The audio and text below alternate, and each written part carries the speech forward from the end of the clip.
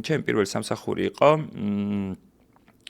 ის თბილისში, პირველ ქართულ რესტორანში სერვერად. როგორ აღმოჩნდი ჯერ უძრავი ქონების ბიზნესში და შემდეგ რატო ამხელა ცვლილება სფეროს? არ ვიგონებ ახალ ველოსიპედს. დიდი პრობლემა ალერგიის ამერიკელ მოხმარებელზე. რანაირად ახერხებ, რომ თან შეინარჩუნოთ ქართული ტრადიციული გემო და თან ამათ რეცეპტორებსაც მოარგოთ. მარკეტინგში ადრე იყო 4P, ახლა გახდა 5P. ეს არის price, product, place, promotion, people.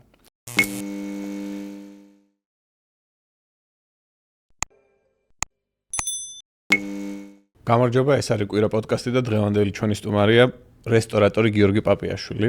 გამარჯობა გიორგი, გამარჯობა დავით, როგორ ხარ? მადლობა მოწვევისთვის. შენი გრაფიკიდან გამომდინარე რომ გამონახედ რომ გიორგი ჩვენს მაყურებლებს რო უთხრა სანამ საუბარს დავიწყებთ შენზე ვინ არის გიორგი პაპიაშვილი? ჩემ შემთხვევაში საკუთარ თავს ყოველთვის კრიტიკულად უყურებ ხოლმე და შეფასებაც ზოგადად საკუთარი თავის ძალიან რთულია და სხვა შორის არ მისაუბრია ასე. ვინ არის გიორგი პაპიაშვილი? გავიზარდე ადამიანების სიყვარული, ძალიან მიყვარს ადამიანები და ჩემთვის აი ადამიანების, მეგობრების, ახლობლების გარეშე ცხოვრება წარმოუდგენელია. და კიდევ ერთ სოკრატეს ძალიან კარგ ესე ვთქვათ გამონათქვამს ვიტყვი, რაც უფრო მეტად ვიცნობ ხალხს, უფრო მეტად ვაფასებ საკუთარ ძაღლს. ანუ რატო ვიძახე ამას? იმიტომ რომ არ მინდა ცხოვრებაში მოხდეს ეს და დავრჩე აი იმ ენერგიით, რასაც მაძლევენ ადამიანები. დანარჩენი, რა ვიცი, არის ჩვეულებრივი ადამიანი, რომელიც არის ამ პატარა საზოგადოების ნაწილი, რომელიც ქმნის სოციუმს, სოციუმი ქმნის ქვეყნებს და ზოგადად სოფლიოს და აი საბოლოო ჯამში ხანდახან ხშირად ვიძახი ვარ სოფლიო მოქალაქე. სოფლიო მოქალაქე, მაგრამ ნიუ-იორკში ცხოვრობ 10 წელიწადზე მეტია უკვე. შენ მუშაობდი უძრავი ქონების სააგენტოში, კარგი ისეთი წარმატებული პორტფოლიო გქონდა და შემდეგ გადაინაცვლე უკვე სარესტორნო ბიზნესში და დაიწყე საკუთარი ბიზნესი. როგორ აღმოჩნდი ჯერ უძრავი ქონების ბიზნესში და შემდეგ რატო ამხელა ცვლილება სფეროს? იცით რა არის? არ არის ძალიან დიდი ცვლილება უძრავი ქონებიდან სარესტორნო ბიზნესში გადასვლა, იმიტომ რომ უძრავი ქონების აგენტი როცა ხარ, ეს არ არის რაღაც სამსახური, ანუ არ საქმდები. ესეც ფაქტიურად საკუთარი ბიზნესია, ანუ და სწორად დაგეგმო შენი ყოველდღიური ცხოვრების წესი შენი საქმიდან გამომდინარე. ანუ არ არის უძრავი ქონება სწორად რომ გაიგოს მაყურებელმა რაღაც შეისწავლა მაგალითად იურიდისპენსია ან მედიცინა და წახვიდე და უბრალოდ დასაქმდე და 5-მდე იმუშაო. არა, ეს არის საკმაოდ ბევრის მომცველი საქმე და საკმაოდ რთული საქმე და ზოგადად კარგი უძრავი ქონების აგენტები აღიქვამენ ამას როგორც ბიზნესად და არა როგორც რაღაც აი როგორც თქვით სამსახურად, ხო? კითხვას თქვენსაც რომ უპასუხო როგორ აღმოჩნდი, სხვათა შორის ძალიან მაინტერესებდა ეს სფერო ჯერ კიდევ სანამ გადმოვიდოდი ნიუ-იორკში. ერთ-ერთი ინტერვიუშიც მაქვს ნათქვამი, ესეთი გადაცემა იყო $1 million listing New York და თითქმის ყველა ეპიზოდი მაქვს ნანახი და ძალიან მომწონდა. ნუ როგორც შოუ ძალიან საინტერესო იყო, თუმცა ის ისეთი არ არის როგორც გადაცემაში იყო.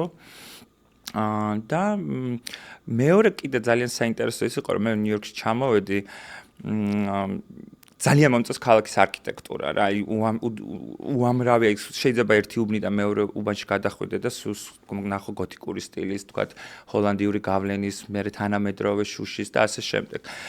და სულ მაინტერესებდა იმ ფანჯრების მიმართ რა ხდებოდა შიგნით. აი სულ რო დავდიოდი ქუჩებში, განსაკუთრებით პირველ წლებში ხშირად ეს ფეხით დავდიოდი ხოლმე სხვადასხვა უბნებში ნიუ-იორკის და ვათვალიერებდი და აი მაშინ გამიშდა სრული შესულიყავი ამ სახლებში და პრინციპში ესე რომ ვთქვათ ეს ოცნება ავისრულე, ძალიან ბევრი სახლი ვნახე და აი ეს რაღაცნაირად ნელა როცა მივხვდი უკვე რომ მზად ვიყავი, ძალიან ბევრი თვალსაზრისით ეს არის ენა, სხვადასხვა ბარიერები, ასე შემდეგ. ცადე ის რაც იდეაში მქონდა ჩანაფიქრი და ასე აღმოჩნდი უძრავ ქონებაში. უძრავი ქონების ამ მიზნის და ოცნების ასრულების შემდეგ უკვე გაგიჩნდა ახალი მიზანი და გადაინაცვლეს სარესტორნო ბიზნესში. საიდან გაჩნდა შენი პირველი რესტორნის იდეა, coffee shop-ი? იცით რა არის? იმიტომ რაღაცა ისეთი მიქსი გაქვს ეს პირველი ობიექტი, რაც გახსენი, სიფსტერია. დიახ. ძალიან ისეთი ახალი კონცეფცია იყო, საიდან გაჩნდა ამის იდეა? კი ბატონო, გეტყვით, საიდან გაჩნდა? სარესტორნო ბიზნესით დავინტერესდი, სხვათა შორის ძალიან მალევე, რაც ნიუ-იორკში გადმოვედი, იმის პარალელურად რომ ვიყავი უძრას ქონებაში, ნუ მანამდე სხვადასხვა პროფესიები და პირველი ჩემი სამსახური ნიუ-იორკში რომ ჩამოვედი სტუდენტად გადმოვედი, ვსწავლობდი და ჩემი პირველი სამსახური იყო ისტვილიჩში, პირველ ქართულ რესტორანში სერვერად. ანუ თან ვსწავლობდი, თან იქ მუშაობდი სერვერად. ეს იყო ჩემთვის ძალიან საინტერესო გამოცდილება, იმიტომ რომ იმ პერიოდში 2013 წელზე აქ საუბარი, ხალხმა არ იცოდა ქართული საჭმელი, ქართულ საჭმელზე ზედმეტი იყო ლაპარაკი, ანუ თვითონ ქვეყნის ეგზისტენცია არსებობდა თუ არა საქართველო არ იცოდა. და რაღაც არ იყო ეს მხოლოდ სამსახური, უფრო იყო რაღაც აი საინტერესო გამოცდილება, რომ აცნობდი შენს კულტურას, თქვათ, შენი ქვეყნის არსებობას, ხო?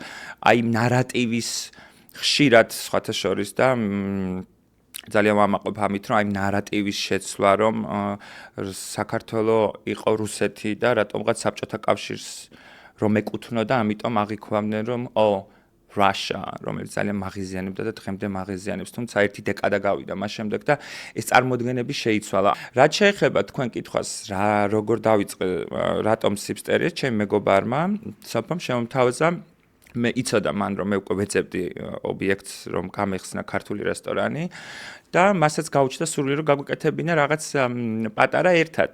და თან ესეც კარგი იყო, კარგი გამოცდილება იქნებოდა, იმიტომ რომ რაღაც მოთელვასავით გამოგვივიდოდა და გავხსენით coffee shop-ი, მაგრამ მალევე, ძალიან მალევე მივხვდით, რომ ამ უბანში ეს არის კოლუმბიის უნივერსიტეტის არეა და აქ არ არის ასეთი ნატურალური და ორგანული ღვინის სივრცეები, ესე რომ ვთქვათ, ბარები, რომელიც უფრო lower east side-ზეა და თქვათ West Village-ში და აი ეს ნენელა კონცეპტს ჩამოვყალიბდით და მერჯინგი გავუკეთეთ ორი ძალიან მნიშვნელოვანი ინდუსტრიის, ყავის და ღვინის და პირველი რესტორანი გახდა აი რაღაც ორი ამ დიდი კულტურის ერთად შერწყმის ერთი სივრცე და სხვათა შორის ძალიან დიდი პოპულარობით სარგებლობს და ნუ მათ შორის ძალიან დიდ პოპულარიზაციას უწევთ ამ ქართულ ღვინოებსაც, მაგრამ ნუ იქ მარტო ქართული ღვინოები არ არის, ეს არ არის ქართული რესტორანი. თვითონ აი უშუალოდ ცოტა ისეთ დეტალებში რომ ჩაგვახედო აი ეს ბიზნესის თან არ არის ხა ეს პატარა ბიზნესი, ხო, სარესტორნო ბიზნესი, რამდენად რთულია ნიუ-იორკში რომ წამოიწყონ, ან ფინანსური კუთხის გარდა უამრავი სხვა დეტალია, ხო? დიახ. აი რა სირთულეებს შეეჭიდე? ნუ ყველაზე რთული ალბათ მაინც ვიტყოდი რომ არის სწორი უნდა შეიმუშაოს სწორი კონცეფცია. და მე ყოველთვის ამას ვიძახი ხოლმე და აი კიდევ ერთხელ დაუბრუნდები პასუხს გავცემ თქვენ კითხვას, რატო ვთქვათ ხო სიფსტერია მეორე სიფსტერია ასკილი. არ ვიგონებ ახალ ველოსიპედს.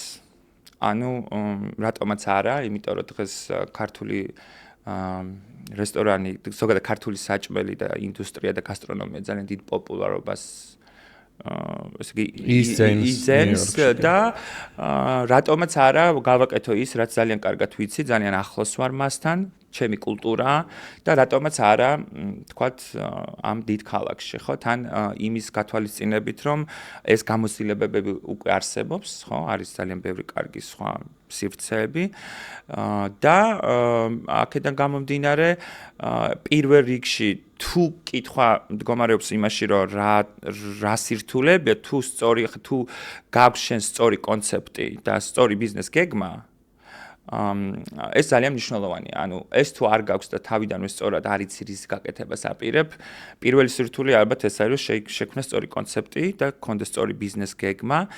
თუ ჩავშლით უშუალოდ პრაქტიკულად ხო აი თვითონ ამერიკულ და გადაწყვიტე ხო ნუ ძალიან ბევრი მოგეხსენებათ რომ ბიუროკრატიულ ქვეყანაში ვცხოვრობთ ხო ძალიან ბევრი ბიუროკრატიული გზის გავლა გჭირდება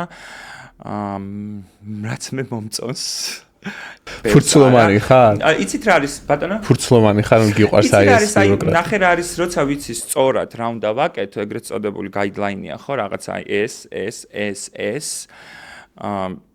არ მინდა ხეს მაყურებელმაც გაიგოს არასწორად რომ ბიუროკრატია კარგია, მაგრამ აი რომ იცი რა უნდა გააკეთო. მიმართულებას რო გაძლევს რაღაც. შენ ამას check. იცი რომ ანუ ამას გააკეთებ ან არა. ხო? პირველ რიგში თუ ვინმეს მსგავსი ბიზნესის გაკეთების სურვილი ექნება, მე მაინც ვურჩევდი რომ სწორად გაიგონ და სწორად გააკეთონ მოიძიონ ინფორმაცია ან სწორ ადამიანებთან დაამყარონ კონტაქტი, რა პროცედურების გავლა არის საჭირო, თქვათ იგივე ლიცენზიის სახით, ხო, ძალიან ბევრი ლიცენზიებია, იმიტომ რომ კონტროლდება ხო იქ სხვადასხვა დეპარტამენტები, სხვადასხვა მოკლედ ძალიან ბევრი ლიცენზიების მოპოვება იქ არის მოსაჭირო, მაგრამ ყველაზე რთული მე მაინც ვიტყოდი რომ არის სწორად მოახდინო შენი ასე იგი როგორ ვთქვა ყოველთვის ამ პრინციპით მე პირადად ამ პრინციპით უდგების საკითხებს მარკეტინგში ადრე იყო 4P, ახლა გახდა 5P, ეს არის price, product, place, promotion, people. ანუ უნდა მოახდინოს სწორი იდენტიფიცირება რა ლოკაციაში გინდა, უნდა შექმნა პროდუქტი, ასე შემდეგ და ნუ აი ამ კრიტერიუმებს თუ გაყვები, სადღაც მაინც მგონია რომ უკვე წარმატებას მიაღწევ, თუმცა მაინც ხაზი მინდა გაუსვა იმას, რომ აი ობიექტის მოძიება და სწორი ადგილის ნახვა ერთ-ერთი ყველაზე რთულია, იმიტომ რომ აი 100 კილი 2 ჩარტს მე მაგალითად 2 წელი ვეცებდი. რომ მენახა სწორი ლოკაცია, სწორი ადგილი, იმის გათვალისწინებით, რომ უკვე მარკეტზე იყო არსებული ქართული ბიზნესები და რაღაც ეთიკური და ბიზნეს ეთიკასაც კოლეგიალურად თქვა არ მომხდარიყო რაღაც მაინც და მაინც გვერდით შენობაში გახსნა და ასე შემდეგ, ანუ ბევრი ფაქტორები გავითვალისწინე მე პირადად და აი 2 წელი დამჭირდა და ამასობაში მოხდა სწორედ აი 2 სიფსტერის გახსნა, იმიტომ რომ იმდენი ხანი ვეწებდი ამ ობიექტს. ამასობაში სხვა ობიექტები იპოვე სიფსტერი. ამასობაში სხვა ობიექტი ზუსტად. კი, ამ პროცესში ეგეც მოხდა და რაღაც აი თუ მე ესე ვიტყვი, თუ სწორად დაგეგმავ და სწორად მიყვები იმ შენს მიზანს, რაც დასახული გაქვს, წინ ვერაფერი ვერ დაგიდგა, მათ შორის ვერც ბიუროკრატია და ვერც ლიცენზიები.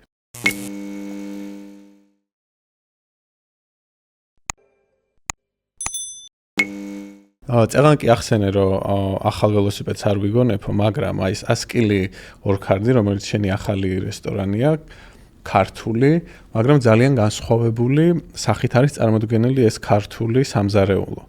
ანუ რეალურად სიახლეა ამერიკულ ქართულ გასტრონომიაში, ამერიკაში, იმიტომ რომ მაინც ისეთი სტანდარტული, ტიპიური ქართული დამახასიათებელი კერძებია ამ ქართულ რესტორნებში. რატო გადაწყვიტე რომ ეს კონცეფცია გქონოდა? ძალიან კარგი კითხვაა, სხვათა შორის ამას წინ New York Magazine-ს მივეცი ინტერვიუ და სწორედ მაგან დამისვა ეს კითხვა ჟურნალისტმა. როგორც წეგან თქვი დასაწყისში, მე მინდა და ქართული რესტორანის გახსნა, ეს იყო ჩემი იდეა. უბრალოდ ამასობაში წლებიც გავიდა, მე კოვიდი მოხდა და ყველაფერი გაჩერდა, შესაბამისად მეც. და ამასობაში ეს მოხდა აი დროსთან ერთად. მე არ ვეძახი 100 კილი 2 ჩარდი არ არის fusion-ი. 100 კილი 2 ჩარდი არის modern Georgian restaurant. იმის გათვალისწინებით, რომ უკვე ძალიან ბევრი კარგი ქართული რესტორანი არის ქალაქში, ამ შემთხვევაში New York City-ს გულისხმობ და მე ფიქრობ, რომ კიდე ძალიან ბევრ რესტორანს აიტანს ესე რომ ვთქვათ ეს ქალაქი, იმიტომ რომ ნუ როგორც მოგეხსენება, ხა მრავალ მილიონიან ქალაქში ვცხოვრობთ. აი ნელა განვითარდა ეს აზრი, რატომ თანამედროვე და რაღაც ეტაპზე ვფიქრობდი კიდეც, რომ აი ხო არ არის ჯერ ადრე. ხო, აი თქვათ, აი 5-10 წელიწადში შეიძლება ნიუ-იორკი უკვე მზად ყოფილიყო. შეიძლება არა, აუცილებლად მზად იქნებოდა, რომ მიიღო ესეთი კონცეფტი. მაგრამ დავასწარი ცოტათი მოვლენებს, თან ეს თანამედროვე სამზარეულო საქართველოში უკვე კარგად დამკვიდრებულია.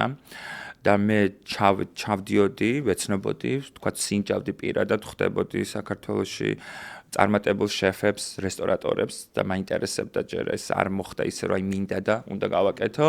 ამაზე ძალიან ბევრი ვიმუშავე, როგორც სახით მინდოდა რომ წარმომედგინა, მაგრამ შეიძლება ამაზე იფიქრო ძალიან ბევრი მაგრამ უნდა ყავდეს ადამიანები, ხო? ხა ეს სამზარეულო და თან მით უმეტეს ნიუ-იორკში იცოდეს ქართული სამზარეულო, თან იცოდეს თანამედროვე სამზარეულო, ამას სხვა ადამიანური რესურსი ჭირდება, ხო, თუნდაც შეფი, რომელიც ამის executions გაგიკეთებს, ესე რომ ვთქვათ, ესეც იყო სხვათა შორის ერთ-ერთი რთული განმაპირობებელი, რომ სწორი ადამიანი შეგერჩია და მას ვთქვათ, აი ის დაედო, ვთქვათ, რაც მე წარმომედგინა, ესე რომ ვთქვათ და რა ვიცი, აი სწორად რო გავცე შენს კითხვას პასუხი, რატომ? იმიტომ რომ რატომაც არა, ნიუ-იორკი არის სწორედ აი ამ შესაძლებლობების განვითარების მიმღებლობის ქალაქი და ვიფიქრე რომ არის დრო ახლა რომ ჩვენ შევთავაზოთ მსგავსი ტიპის კონცეპტი თქვა ნიუ-იორკელებს და არა მარტო რა თქმა უნდა და ამავდროულად ძალიან გამიმართლა იმაში რომ მყავს ძალიან კარგი გუნდი და აი ძალიან კარგი არის ის რომ ძალიან გამიმართლა იმაში რომ ნახე ადამიანი ჩემი შეფი, რომელიც აი სწორად აკეთებს ამას და რაც ყველაზე მნიშვნელოვანია, ხალხს ძალიან მოსწონს და აი ხა ყოველდღიურად იზრდება, ვთქვათ, 2 თვე ნახევარია, რაც გავხსენით და სულ ყოველთვის არის კარგი ფიდბექი და ძალიან მიმღებლობა არის ძალიან მაღალი, ხალხს ძალიან მოსწონს და იმის არ არის ეს მარტო თანამედროვე, ჩვენ გვაქვს ტრადიციული კერძებიც ცოტა elevated, ესე რომ ვთქვათ, არ ვიცი სწორად როგორ ვთქვა რაღაც. გაუმჯობესებული არა, ხო, რაღაც უფრო დახვეწილი და ვთქვათ, რაღაც touch ცოტა სხვანაირი, მაგრამ გვაქვს ქართული კერძებით. რამდენად გაგიჭირდა აი ამ გუნდის მოძიება ამერიკაში, ნიუ-იორკში? ძალიან რთულია კარგი გუნდის შექმნა. ძალიან. რომ გიწევს ადამიანებთან ურთიერთობა და ამ ადამიანებთან ურთიერთობის გარდა ამ ადამიანებმა უნდა გააკეთონ შენი საქმე, რომლის ხედვაც შენ გაქვს, ხო? ანუ როცა ბიზნეს აკეთებ, იცი ზუსტად რა გინდა და აი ამ ადამიანებმა უნდა შეასრულონ და ესე რომ ვთქვათ, მოიყვანონ სრულყოფილებაში. შენს კითხვას რო პასუხი გავსცე რამდენად რთულია, თუმცა შეუძლებელი არაფერი არ არის. როგორც თავიდან თქვი, ადამიანების მე ძალიან მჯერა და სწორი მიდგომების, სწორი მენეჯმენტის, სწორი ტრეინინგების და სწორ ჯანსაღ გარემოში ალბათ შეძლებ, რომ ამ ადამიანებმა გააკეთონ ის, რაც შენ გინდა, თან ისე რომ თვითონაც კმაყოფილები იყვნენ, შენც კმაყოფილი იყო და მინდა ხმამაღლა ვთქვა, რომ დღეს ძალიან ბედნიერი ვარ, იმიტომ რომ მყავს ძალიან კარგი გუნდი. 10 წლის წინ ბრუკლინში იყო სადღაც 5-მდე ქართული რესტორანი, მანჰეტენზე 2 სავარაუდოდ, როგორც მახსოვს. დღეს რო მოვთვალე, მარტო მანჰეტენზე არის 13 მოქმედი ქართული რესტორანი, რამოდენიმე მიმდინარე პროექტი. როგორ ფიქრობ, ანუ გჭირდება ამდენი ქართული რესტორანი? კი, ეს ქალაქი აიტანს ძალიან ბევრ ქართულ რესტორანს. ახლა ისტორიულად რომ გადავხედოთ, ხო?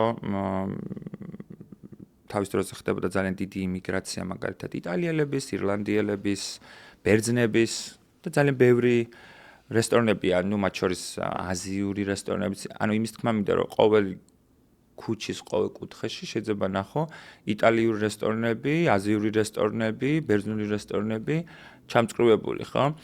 რატო? იმიტომ რომ ამანაც რაღაცნაირად მოიპოვა პოპულარიზაცია თავის დროზე და ახლა ხალხისთვის ეს გახდა ყოველდღიური ჩვეულებრივი წესი, რომ წახვიდოთ, თქვათ, მიირთვათ თუნდაც იგივე იტალიური ან ფრანგული სამზარეულო. ანუ იმის თქმა მინდა, რომ ის გამოცდილება, რაც ამ ქალაქს აქვს, იმ რაოდენობის რესტორნებიც, რა რაოდენობის სხვა რესტორნებიც არის, რატომაც არა ქართული. ამიტომ მე მგონია, რომ კი. აიტანს. უბრალოდ ახლა რა მოხდება აქ ძალიან ბევრი მოთამაშე შემოვა, ესე რომ ვთქვათ, მარკეტზე. ძალიან კარგია ეს, რომ ძალიან ბევრი კარგი რესტორნები იხსნება. უბრალოდ მოხდება გაცხრილვა რაღაც პერიოდის განმავლობაში. რესტორნის სფერო არ არის ორდღიანი, ორწლიანი და სამწლიანი ბიზნესი, ეს არის მრავალწლიური გაწერილი ბიზნესი, ესე რომ ვთქვათ, ხო, მინიმუმ 10 წლიან ლისს აწერ ხელს, ხო? ანუ შენ უკვე პასუხისმგებლობა გაქვს 10 წლის განმავლობაში. იქირავე შენობა. კი, და ეს არის ფინანსური ვალდებულებები და არა მარტო. და შესაბამისად ეს არის გრძელვადიანი ბიზნესი, ხედვა უნდა გქონდეს ძალიან ისეთი ჩამოყალიბებული. უბრალოდ შეიძლება მოხდეს ესეთი რაღაცა, რომ ძალიან ბევრი რესტორნები გაიხსნას. უბრალოდ ვიღაცებმა ვერ შეძლონ სწორად მართვა ასე რომ ვთქვათ და შეიძლება ბევრი რესტორნები გავიდნენ, მაგრამ მე მგონია რომ ძალიან აი 10 წელიწადში, 2 დეკადაში მაინც ძალიან ბევრ ქართულ რესტორნებს ვიხილავთ, არა მარტო ნიუ-იორკში, არამედ თელს შტატებში ესე რომ ვთქვათ და მე ვხედავ ამ ბიზნესში ძალიან დიდ მომავალს, მაგრამ კიდევ ერთხელ ვიმეორებ, ბიზნესი უნდა იყოს სწორად დაწყებული და თუ ქართულზე ვსაუბრობთ ამ შემთხვევაში, მე ვხედავ პირადად პერსპექტივას განვითარების ძალიან ბევრი რესტორნები გაიხსნება. გეფიქრია ნიუ-იორკიდან გასვლა სხვა შტატში ბიზნესის გახსნა? კი, აუცილებლად. კი, ეს არის ჩემი გეგმა, რომელზეც ახლა საუბარი ძალიან ნაჩქარევია, თუმცა კი მაქვს ეს სამომავლო პერსპექტივა. სამომავლოდ, რომ კი, ოღონდ უბრალოდ არ მინდა რომ ვიჩქარო, როგორც წეგან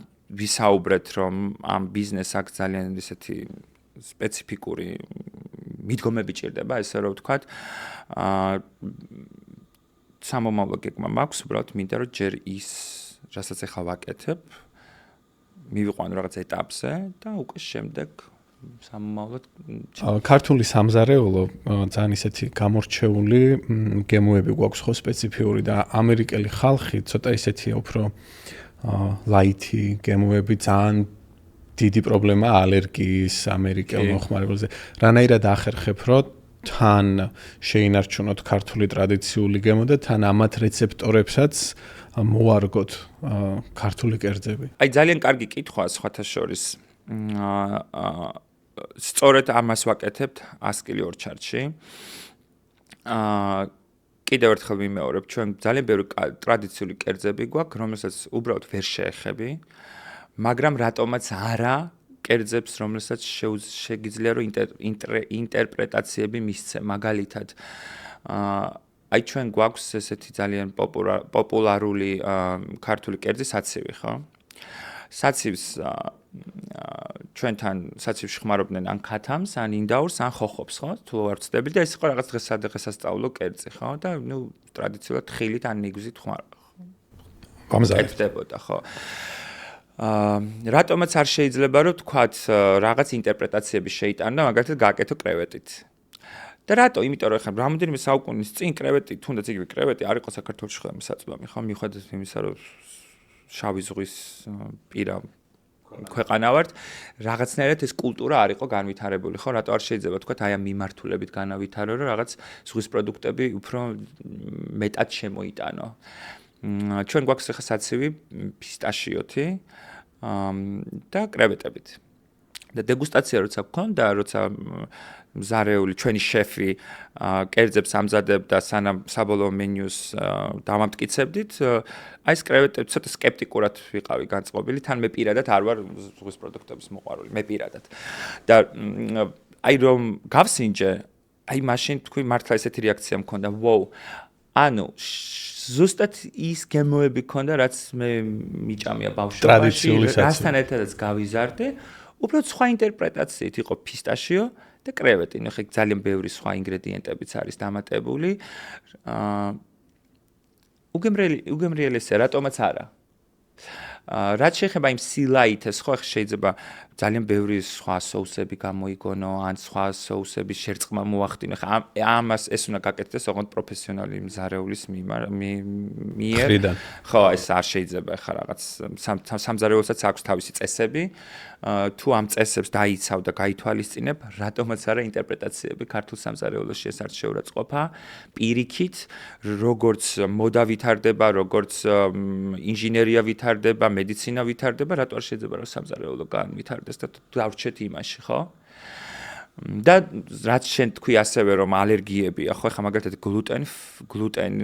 გლუტენის დაავადება არ იყო ეხლა ეს მოდებული და საერთოდ რატომაც არ შეიძლება რომ გააკეთო აჭარული მაგალითად უგლუტენო დაუშვათ, ხო? ან ალერგიები რაც შენ თქვი, ხო, ეს ალერგიები ძალიან მნიშვნელოვანია და აუცილებლად გასათვალისწინებელია, ჩვენ მაგას ძალიან სერიოზულად ვუდგებით, სხვათა შორის აი თუნდაც იგივე სარეზერვაციო პლატფორმები ხო არის, სადაც რეზერვაციებს აკეთებენ, ყოლს უთითებენ და ჩვენი ჰოსტესი კომუნიკაციას ამყარებს, თქვათ, მიმტანთან, აქ მენეჯერმაც იცის, რომ აი მოდის ესეთი ადამიანი, რომელსაც აქვს ეს ალერგიები და შემდეგ აი ამ მომხმარებლის ალერგიების გათვალისწინებით ჩვენ ხანდახან ვცვლით ინგრედიენტებს, სხვა რაღაცით უნაცვლებთ და ნუ ალერგიებსაც ძალიან სერიოზულად ვითვალისწინებთ, იმიტომ რომ ძალიან მნიშვნელოვანია ეგ არა მარტო იმიტომ რომ მომხმარებელი იყოს კმაყოფილი, არამედ იმიტომ რომ თქვათ ბიზნესი არ ჩააგდოს საფრთხეში, იმიტომ რომ შეიძლება ისეთი ალერგიის მქონე მომხმარებელი მოვიდეს, რომ ძალიან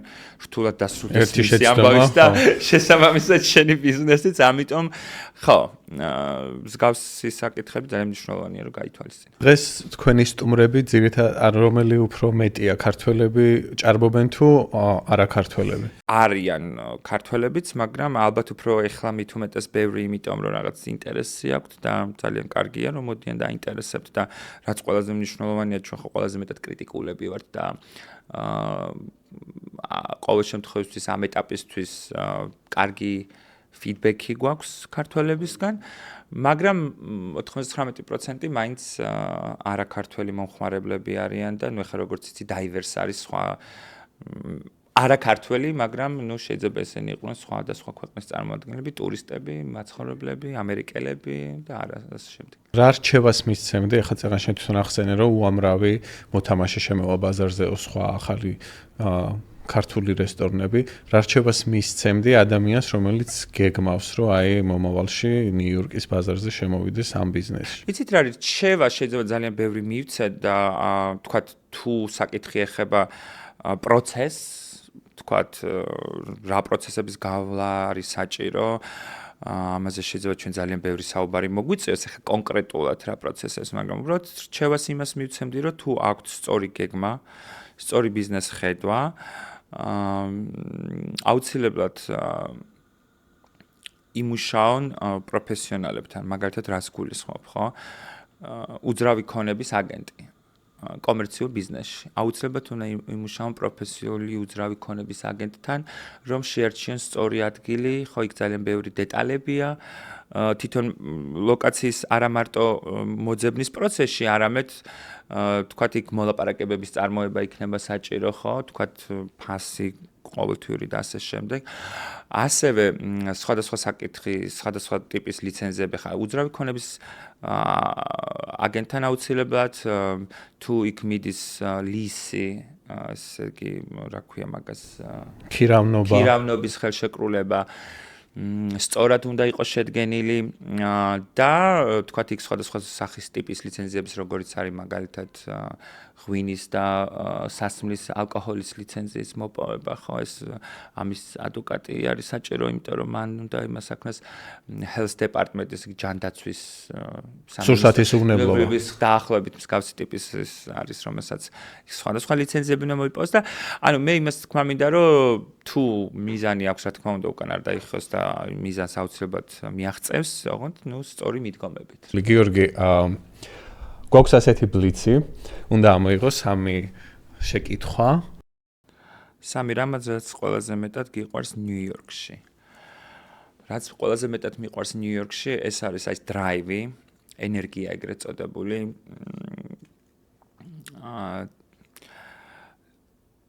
მიყვარს, ხო? არ უნდა ვთქვა ნეგატივი.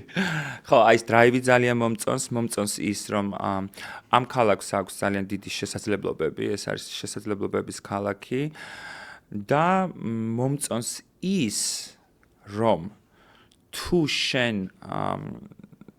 არ გაჩერდები და აი რაღაც კეთების სურვილი გექნება, აუცილებლად შეგიწყობს ამაში ხელს, აუცილებლად. ანუ უბრუნდებით იმას, რომ შესაძლებლობების არის, уბრალოდ მინდა სწორად ვთქვა, რომ აი შენი შენ თვითონაც უნდა მოინდომო და თუ შეიყვარებ, აუცილებლად შეგიყვარებს ის შენ. შემდეგი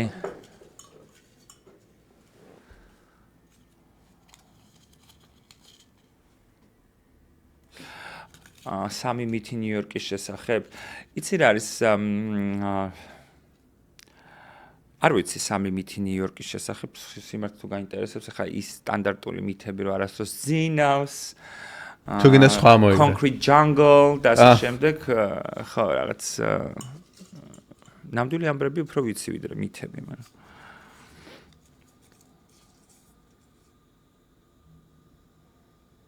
სამი რამ რაც არასოდეს იცოდი ნიუ-იორკის შესახებ და გაიგე.